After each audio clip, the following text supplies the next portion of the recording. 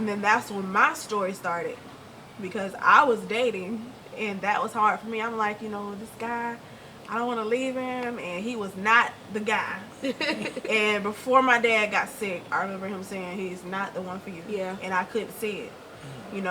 I've never dated, never been outside of, my parents' house. This is a first for me. So I'm like, no, he's a good guy, And let me go into that, because I think a lot of girls out here don't see that. When your father saying that ain't the one, Yeah. like, how did you process all of that? And when did you see that, oh, Dad was right? It was later on that I saw that Dad was right.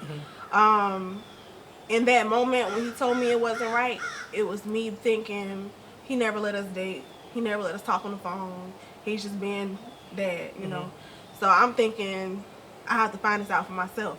I have to see the bad in this person for me to let go. And this is one of the moments where you should listen to your parents when they say something, because that almost cost me my future. So I'll get into that. So Donna and Donitra ended up going home.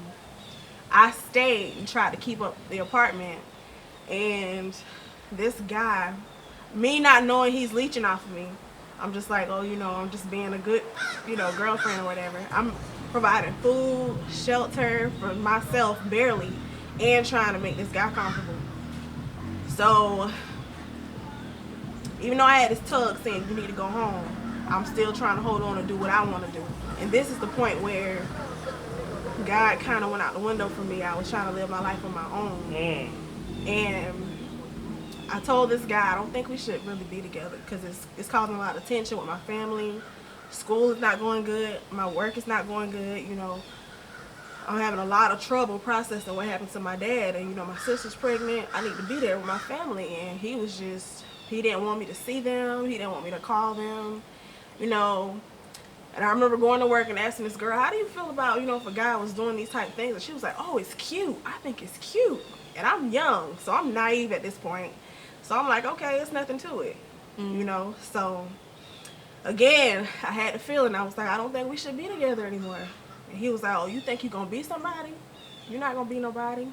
And I just took that comment as him just being, judgmental or a little jealous of me being in school and having family, because he was kind of on his own. He raised himself, basically.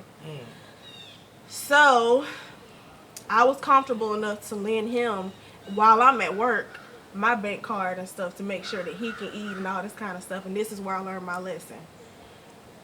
When I told him I was leaving, and then I gave him my bank card and said, I'm going to work, I'll see you when I get home and we'll talk about it.